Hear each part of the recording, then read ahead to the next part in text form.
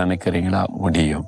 நீங்க விசுவாசித்தா உங்களுக்கு கடன் இல்லாத ஒரு வாழ்க்கையை ஆண்டவர் கொடுத்து உங்களை ஆசீர்வதிக்க முடியும்.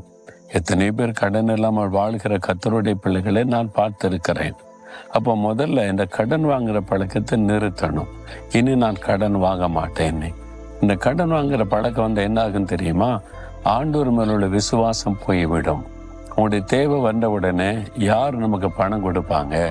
உடனே கடன் கொடுக்கிற ஆளை தேடுவீங்க. ஆண்டவரை தேடுவதற்கு பதிலாக ஆட்களை தேடுவீங்க. அதனால விசுவாசம் ஆண்டவரை விட்டு விலக்கி போகும். அதுவே உங்களுடைய வாழ்க்கையில ஆசீர்வாத குறைவுக்கு முக்கிய காரணம். கடனை வாங்குவதில் நீ தீர்மானம் பண்ண என்ன பண்ணுவீங்க? ஒரு தேவை வந்தா நீங்க ஆண்டவரை நோக்கி பார்ப்பீங்க.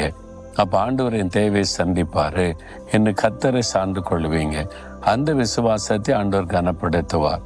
அடுத்தது வீண் செலவு செய்ய மாட்டீங்க. கடன் இல்லாதபடி நேர்மையா ஆண்டவரிடத்துல கேட்கும் போது வீண் செலவு பண்ணாதபடி ஒரு நேர்மையான வாழ்க்கை வாழ்வீங்க. இதற்கெல்லாம் கடன் வாங்காத ஒரு வாழ்க்கை. இந்த வாக்குத்தத்தத்தை ஆண்டவர் தருகிறார். நான் என்னுடைய ஊழிய பாதையில் அநேகரை பார்த்திருக்கிறேன். கடனே வாங்காதபடி ஆண்டவரை சார்ந்து வாழ்கிற மக்களை பார்த்திருக்கிறேன். உங்களுக்கு ஆண்டவர் செய்வார். கடன் இல்லாத வாழ்க்கையை உங்களுக்கு தருவார். இன்றைக்கு ஒரு தீர்மானம் பண்ணி, ஆண்டவர் இதுவரை வாங்கின கடனெல்லாம் லிஸ்ட் எடுங்க. எந்தெந்த பேங்குக்கு எந்தெந்த ஆளுக்கு எவ்வளோ பணம் கொடுக்கணும் லிஸ்ட் எடுத்து அதை வைத்து ஜெபிச்சு, ஆண்டவரே இந்த கடனெல்லாம் நான் கொடுத்து முடிக்கணும், இந்த கடனெல்லாம் அடைக்க எனக்கு ஒரு வழி திறந்து தாங்க, எனக்கு ஒரு அற்புதம் செய்யுங்கன்னு நீங்கள் கேளுங்க.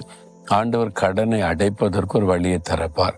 நீங்கள் கடனை கொடுத்து முடித்த பிறகு தீர்மானம் பண்ணணும், இனி கடன் வாங்க மாட்டேன், எந்த தேவைனாலும் நான் ஆண்டவரை தான் நோக்கி பார்ப்பேன் அப்படின்னு தீர்மானம் பண்ணுங்க. ஆண்டவர் அற்புதம் செய்வதை பார்ப்பீங்க. விசுவாசிக்கிறீங்களா? நமக்காக சிலுவையில் தன்னையே ஒப்பு கொடுத்த ஆண்டவர் கடன் பிரச்சனை மாற்ற மாட்டாரா? கடன் இல்லாத ஒரு வாழ்க்கை உங்களுக்கு தருவார். அதை விசுவாசித்து அதற்கு உங்களை அர்ப்பணித்துக் கொள்ளுங்க. இன்றையிலிருந்து உங்களுடைய வருமானத்தில் மாற்றம் வரும். அப்போ நீங்கள் வீண் செலவுகள் தவிர்க்கப்படும். அது மாத்திரம் இல்லை, வீண் செலவுகள் வராதபடி கர்த்தர் பாதுகாப்பார். ஆஸ்பத்திரி செலவு வந்துட்டு எதிர்பாராத செலவு இதெல்லாம் கர்த்தர் மாற்றி உங்களை அழகாய் வாழ வைப்பார். அதற்கு உங்களை ஒப்பு கொடுக்குறீங்களா? ஒப்பு கொடுங்க.